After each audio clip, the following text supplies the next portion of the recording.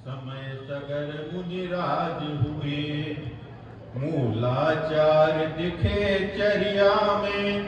समय सारमय जीवन है, न्याय शास्त्र जिनके वचनों में।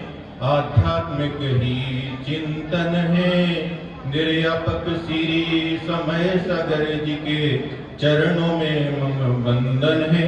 जब लोग अनंतानंद सिद्ध परमेष्ठी भगवान की, मूल नायक श्री चिंतामणि पार्श्वनाथ भगवान की, सिद्ध संत शिरोमणि आचार्य भगवान गुरुदेव श्री विद्यासागर जी महामुनिराज की, सिद्ध क्षेत्र द्रोणगिरी की पावन धरा को आज के दिवस धन्य करने वाले प्रथम निर्यापक श्रवण मुनि श्री समय सागर जी महाराज की, समता के धनी निर्यापक श्रवण मुनि श्री समता सागर जी महाराज की, पूज्य मुनि श्री प्रसाद सागर जी, मल्ली सागर जी, महासागर जी, आनंद सागर जी, निष्कम सागर जी, निर्गन सागर जी को आदि लेकर समस्त मुनि महाराजों की, मुनि सदानंद सागर जी महाराज की, मुनि संत की।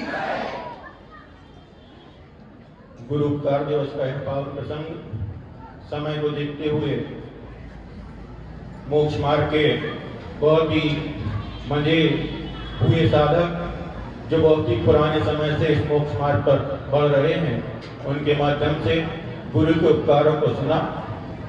और हम तो इतना कहना चाहते हैं कि अभी सब लोग कह रहे थे कि बड़े महाराज जी ने सारे के सारे संघ को पढ़ाया, मगर मैं तो ये कहना चाहता हूं कि महाराज जी ने हमें पढ़ाया अकेले नहीं है, मुझे पढ़ाया है और साथ में आज बढ़ा रहे हैं मोक्ष मार्ग की ओर।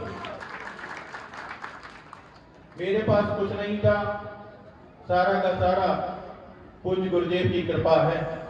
अभी पूर्व में जो आरिकाएं माताएं बोल रही थी, उनको मालूम है कि जब वो बोला करती तो मैं नीचे बैठा करता था। जो आरिकाएं बोल रही थी, जब वो बोला करती थी तो मैं नीचे बैठा करता था, और आज उनके सहयोग से मैं यहां बैठा हूं।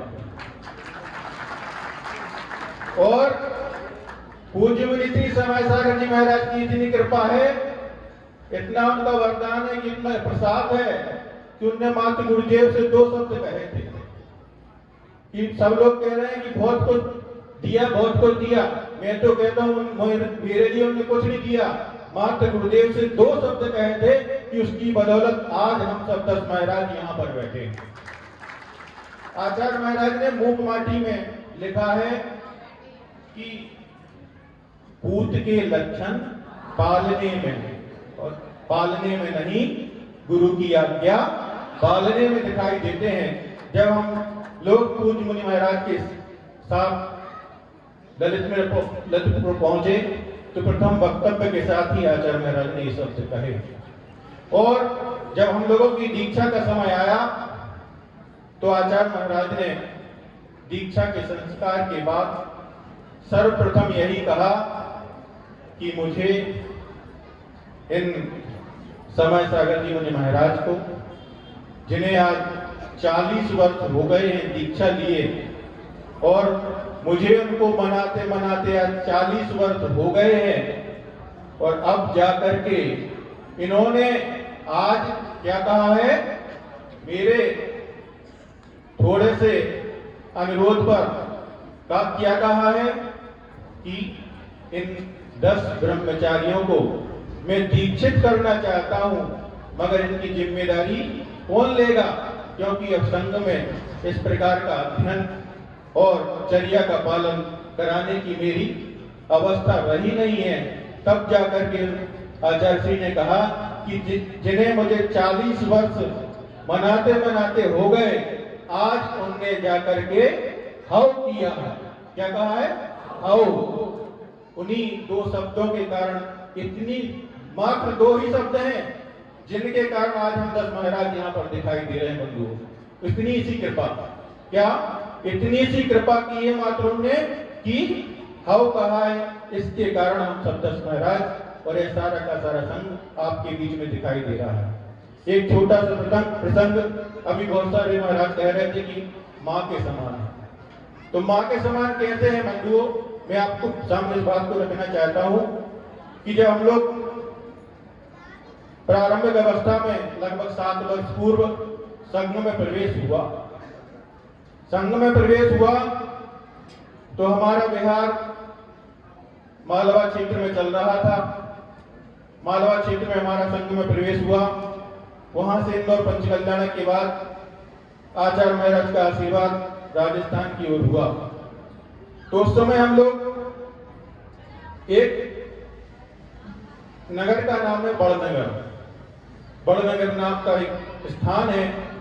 वहां पर नौतपा का समय चल रहा था, ग्रीष्म काल का समय चल रहा था, तीव्र ग्रीष्म का प्रभाव था। उस समय हम लोग 3 ब्रह्मचारी संघ में रहा करते थे। तो देखिएगा उनके अंदर की हम सबके प्रति करुणा और ममता और वात्सल्य का भाव। चौकों की व्यवस्था थोड़ी वहां पर कमजोर थी। जितने मुनि महाराज थे सिर्फ उतने ही चौके लगा करते थे। और पूज्य गुरु महाराज की, पूज्य समय सयानंद जी महाराज की ऐसी व्यवस्था थी कि हमारे सारे के सारे साधक जो हैं निष्प्रह साधक हैं और सारे के सारे साधक अपनी चर्या में किसी प्रकार का दोष नहीं लगाना चाहते थे और स्वास्थ्य आहार चर्या किया करते थे। तो हम लोग उस समय पूज्य महाराज जी की आज्ञा से आहार कराने भी नहीं जाते थे।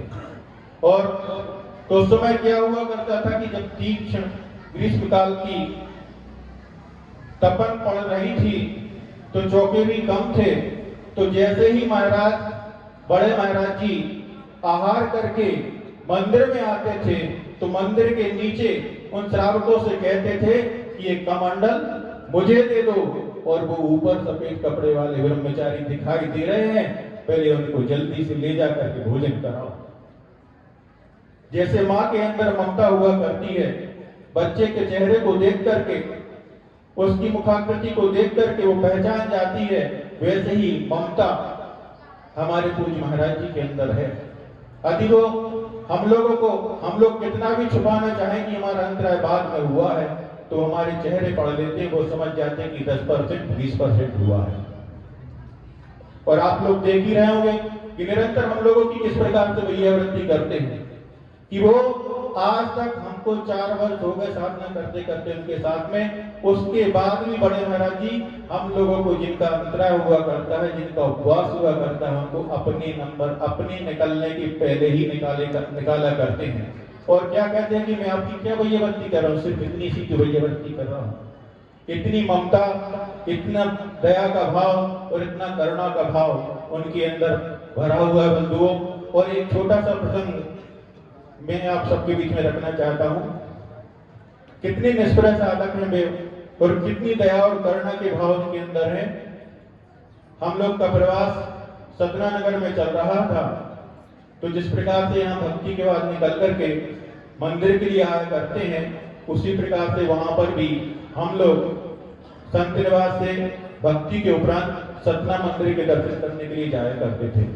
तो जिस प्रकार यहाँ छोटे छोटे बच्चे खेला करते हैं और पब्लिक रास्ते में दोनों तरफ खड़ी हो जाया करती है, जैसे यहाँ पर भी साइकिल बाइक वगैरह खड़ी रहती है, ऐसी वहां भी खड़ी रहती है। तो बच्चे महाराज जी के आगे आगे दौड़ रहे थे। 2 बच्चे महाराज जी के आगे आगे दौड़ रहे थे। तो उन बच्चों के दौड़ने के कारण महाराज जी जैसे ही रास्ते में जा रहे थे तो उस बच्चे का धक्का एक साइकिल में लग गया। क्या हो गया? साइकिल में लग गया। तो साइकिल गिर गई और ऐसी गिरी कि महाराज जी की उंगली, पैर की उंगली के ऊपर गिर गई और वो उंगली के 2 टुकड़े होकर हिलने लगी। महाराज जी पैर की उंगली की 2 टुकड़े मतलब लटकने लगी और महाराज जी उसी अवस्था में आकर के कमरे के अंदर बैठ गए। जब मैंने देखा कि उनकी उंगली 2 टुकड़े हो गए तो उन्होंने कुछ नहीं कहा। वहां पर साथ में जो ब्रह्मचारी जी थे उनसे कहा कि जाकर देखो। क्या देखो? क्या देखो? जाकर के देखो, उस बच्चे को तो नहीं लगी। कितनी दया और करुणा! कहा उनकी पैर की उंगली के 2 टुकड़े हो गए बंधुओं, और उनके अंदर किस प्रकार के भाव कि मेरा तो ठीक है, उस बच्चे को जाकर के देखो, उसको तो नहीं लगी। इस प्रकार की दया और करुणा और अनुकंपा के भाव उनके हृदय में सदैव विराजमान रहते हैं और हम सबको वो पड़ा ही नहीं रहे। और आज हम सब जो यह रूप आप सभी को दिखाई दे रहा है, वह सारा का सारा पुरुषार्थ और कृतार्थ उनका ही है, उन्हीं के कर्तव्य।